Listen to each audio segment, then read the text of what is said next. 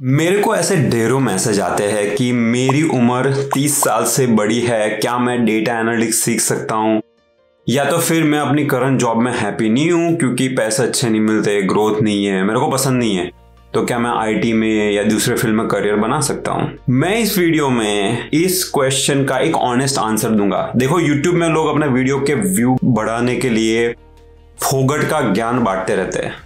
मैं आपको एक रियल एडवाइस दूंगा जो मेरे को क्या लगता है इस क्वेश्चन पे। तो वो एडवाइस देने से पहले मैं आपको 3 रियल स्टोरीज बताना चाहता हूँ, ऐसे 3 इंसान की जिन्होंने बहुत ही लेट एज में अपना करियर चेंज किया।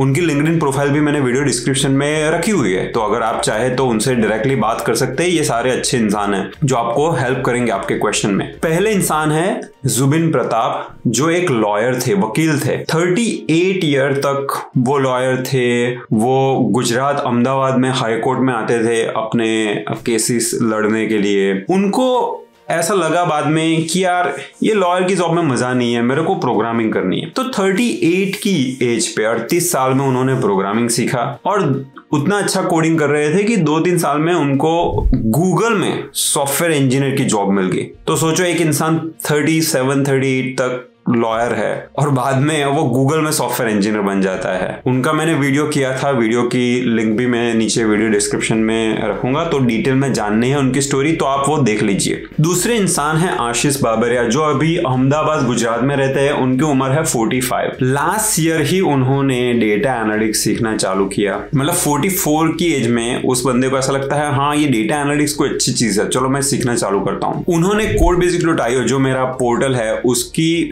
रिज्यूमे प्रोजेक्ट चैलेंज में पार्टिसिपेट करना चालू किया और कंसिस्टेंटली वो फर्स्ट प्राइज विन करते आ रहे हैं। पिछले कुछ कंपटीशन जो हुए उसमें उनको मेरी जो सॉफ्टवेयर की कंपनी है, डेटा एनालिटिक्स की कंपनी है, एटलिक टेक्नोलॉजीज और कोड बेसिक्स, उसमें अब हम उनको एक फ्रीलांसिंग का काम दे रहे हैं क्योंकि उनका एक अपना बिजनेस है, राइट। 44 तक उन्होंने एग्रो ट्रेड का एक बिजनेस है जिसमें वो इंपोर्ट एक्सपोर्ट का करता है। तो उनका कोई टेक्निकल बैकग्राउंड, टेक्निकल डिग्री नहीं है, बट आउट ऑफ इंटरेस्ट उन्होंने सीख लिया। अभी वो इतने अच्छे डैशबोर्ड बनाते हैं, मतलब मैं और मेरा जो बिजनेस पार्टनर है, हम डेटा इंडस्ट्री में काम कर चुके हैं, हमसे भी अच्छे डैशबोर्ड बनाते हैं। तो उनको फ्रीलांसिंग अपॉर्चुनिटी मिल रही है अभी। तो ये एक दूसरी इंस्पिरेशनल स्टोरी है जिसमें एक बंदा जिसका नॉन टेक्निकल बैकग्राउंड है, जो बिजनेसमैन है, वो डेटा एनालिटिक्स सीखना चालू करता है और वो 1 साल में उसने ठोक दिया, मतलब पूरा। अब कई बार हम जब ट्रांजिशन करते हैं तो एक चीज हमें लगती है कि हम पूरा स्क्रैच से सीख रहे हैं, लेकिन आशीष बाबरिया के केस में उनको एक्सेल आती थी। तो अगर आपको एक्सेल थोड़ी बहुत आती है तो मतलब आपको डेटा एनालिटिक्स थोड़ा तो आता है। अब आपको उसको थोड़ा एनहांस करना है, न्यू स्किल सीख के वो जर्नी को थोड़ा आगे ले जाना है। तो आशीष ने वही किया। तीसरे जो पर्सन है मिशेल सैंटोस, वो फिजियोथेरापिस्ट थे 47 इयर्स की एज तक। 47 पे उनको लगा कि मेरे को डेटा साइंस सीखना है। उन्होंने आईटी इंडस्ट्री के बारे में सुना, चलो वर्क फ्रॉम होम मिलता है, पैसा अच्छा मिलता है, फिजियोथेरापी में आपको जाना पड़ता है हॉस्पिटल में, आप काम करते हो। और अब उनको ऐसा लगा कि मेरे को अब आगे वाले टाइम में थोड़ी फ्लेक्सिबिलिटी चाहिए, जैसे घर से काम कर सकूं और थोड़ा पे भी अच्छा मिल जाए और थोड़ा डेटा इंटरेस्टिंग लग रहा है। तो उन्होंने 47 की एज में डेटा साइंस सीखना चालू किया और उनको बहुत हर्डल आए। उन्होंने जो प्रोग्राम में एनरोल किया था, उन्होंने एक part time data science bachelor programme में एनरोल किया। तो हर रोज वो अपनी फिजियोथेरापी की जॉब करते थे, शाम को आके सीखते थे। अब आप सोच सकते हो कि फैमिली के साथ, जॉब के साथ टाइम नहीं मिलता है, वो थोड़ा स्ट्रगल हो जाता है। फिर भी उन्होंने स्ट्रगल की और 51 की एज में, तो आप सोचो 4 साल उन्होंने पढ़ाई की। एक्चुअल कोर्स तो छोटा ही था, लेकिन क्योंकि उनको ब्रेक आते रहते थे तो थोड़ा लंबा टाइम चला उनका। तो 51 में उन्होंने डिग्री फिनिश की और 51 में अभी वो उनको डेटा एनालिस्ट की जॉब मिल गई है। तो अभी वो हेल्थ केयर डेटा एनालिस्ट है। तो उन्होंने भी क्या किया, अपना डोमेन नहीं छोड़ा। वो फिजियोथेरापिस्ट थे तो वो हेल्थ केयर डोमेन जो होता है उसका उनको पता था, तो उसी में ही अभी वो डेटा एनालिस्ट बन चुके हैं। तो उनको एक एवर नॉर्थ करके कंपनी यहाँ पे यूएस में है, वो वहां पे जॉब मिली है। तो अब आप सोचो, अगर 47, 38, 45 साल के बंदे ये सब कर सकते हैं तो आपको ये क्वेश्चन अपने आप को पूछना है, तो मैं क्यों नहीं कर सकता।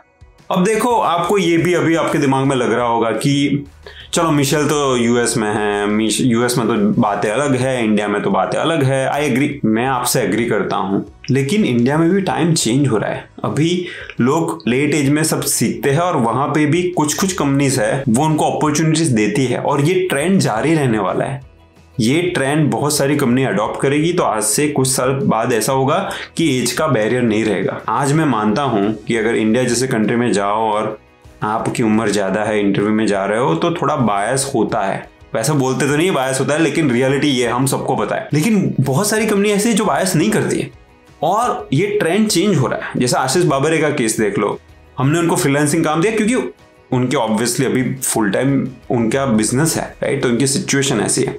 तो कोई कंपनी जाके उनको फुल टाइम का ऑफर भी दे भी सकती है, क्योंकि उनका डैशबोर्ड देख लो रिज्यूमे प्रोजेक्ट चैलेंज में, वो डैशबोर्ड देख के कोई भी हायर कर लेगी। तो ये जो स्टोरीज हैं ऐसी नहीं है कि मैं आपको निटपिक करके बता रहा हूँ, क्योंकि जब जुबिन से मेरी बात हो रही थी तो जुबिन ने बोला जब वो गूगल में उनका जॉब लगा उसके बाद में उन्होंने कुछ तो इंटरनेट पे कहीं आर्टिकल पोस्ट किया होगा, तो कुछ 16 ऐसे वकील थे, लॉयर थे, उनके कांटेक्ट में आए जिन्होंने आईटी में ट्रांजिशन किया था। 16 टोटल। ओके, तो आप सोच सकते हो कि दुनिया में बहुत सारे लोग ट्रांजिशन करते हैं, लेकिन पता है ना कि हम वो न्यूज मीडिया वगैरह में तो नेगेटिव न्यूज छपते रहते हैं, तो इंस्पिरेशनल स्टोरी छापने का किसी को मतलब वो होता ही नहीं है इंसेंटिव। लेकिन रियलिटी ये है कि बहुत सारे लोग ट्रांजिशन कर रहे हैं, तो आप भी कर सकते हो। लेकिन फर्स्ट क्वेश्चन क्या करना है आपको अपने आप को कि क्या मुझे ट्रांजिशन करना है। I think this is the first thing you need to ask yourself कि आप अपनी जॉब है, करंट जॉब, उसमें हैप्पी नहीं हो, तो फिगर आउट कर लो क्यों नहीं हैप्पी हो। और कई बार जब हम अपनी सिचुएशन से हैप्पी नहीं होते हैं तो दूसरी बाहर की कोई भी चीज हमें अच्छी लगती है। तो ऐसा नहीं है कि डेटा एनालिटिक्स, डेटा साइंस में जाके आप खुश ही रहोगे। पता चले कि यार वो बोलते हैं ना jumping from pan to a fry, तो आपको वो नहीं करना है। तो आपको एक चीज फिगर आउट करनी है कि आपका इकिगाई क्या है। इकिगाई मतलब ऐसी चीज जो आपको अच्छी लगे, जो आपको समथिंग यू लव, जिसमें आपको पैसे भी मिले और जिस चीज में आपकी थोड़ी बहुत स्किल हो। मैंने एक सेपरेट वीडियो किया था कि आप अपनी इकिगाई कैसे फाइंड आउट कर सकते हो, उसमें पूरा टेक्निक एक बताया है मैंने, तो आप वो वीडियो देख लीजिए। लेकिन मैं अभी ब्रीफली बता देता हूं कि अगर मान लो आप टीचर हो कोई कॉलेज में, आपको पसंद नहीं है अपनी जॉब, आपको बनना है डेटा एनालिस्ट, अब आपको पता है कैसे चले कि ये सही है कि नहीं, तो उसके लिए आपको वो ट्राई करना पड़ेगा। मैं कभी क्रिकेट नहीं खेला, अब मेरे को कैसे पता चलेगा कि क्रिकेट मेरे को आती कि नहीं है, राइट। मैं 1-2 महीने क्रिकेट खेल लेता हूं यार, क्या जाएगा, तो पता चलेगा क्रिकेट आती है कि नहीं। सेम वे आप 2-3 महीने डेटा एनालिस्ट सीख लो, पैसे मत खर्च करो। यूट्यूब में बहुत सारे वीडियोज अवेलेबल है, सीख लो। मेरी चैनल पे भी बहुत है, दूसरों की चैनल पे ढेरों रिसोर्सेस ऑनलाइन फ्री है, तो आप वो सीख लो और उसके बेसिस पे आपको पता चलेगा कि इसमें मजा आ रहा है नहीं। और अगर मजा आता है तो बाद में उसको कंटिन्यू करो और आप उसमें डटे रहो, क्योंकि जो ट्रांजिशन की प्रोसेस है ना उसमें बहुत चैलेंज आने वाले हैं, कोई शॉर्टकट नहीं है लाइफ में। ओके, तो सीक डिलेड ग्रेटिफिकेशन, इसका मतलब ये है कि शांति से बैठ जाओ, जैसे मिशेल ने किया था, राइट। 4 साल लगे उनको कि हाँ यार इसमें तो टाइम लगने वाला है, लेकिन कंसिस्टेंट रहो, गिव अप मत मारो। और जब भी फील ऐसा डाउन फील करो ना कि यार ये तो नहीं हो पा रहा है, राइट, उस टाइम पे आप ऐसे लोग जिन्होंने ट्रांजिशन किया है उनसे बात करो। 3 लोगों का प्रोफाइल तो मैं लिंक्डइन में दे ही रहा हूं, आप चाहे तो ऐसे ढेरों लोग फाइंड कर सकते हो। ओके, मैं अपनी चैनल पे भी बहुत सारे लोगों का इंटरव्यू करने वाला हूं, तो मेरी चैनल पे भी फ्यूचर की वीडियो अगर आप देखेंगे तो ऐसे बहुत सारे लोग आएंगे, तो उनसे बात करो, क्योंकि वो जो बंदा या बंदी है वो पाथ पे चला है, तो वो आपको बताएगा कि यार ये डिफिकल्टी आ रही है तो क्या करना चाहिए। ठीक है, तो आपको ये सोचना है कि आप एक ऐसे वर्ल्ड में रह रहे हो जहां पे online resources, online learning free में मिल रहा है इतना सारा। आप सोचो पहले के जमाने में कोई आईआईटी में पढ़ने जाता था या फिर स्टैनफोर्ड यूनिवर्सिटी में पढ़ने जाता था,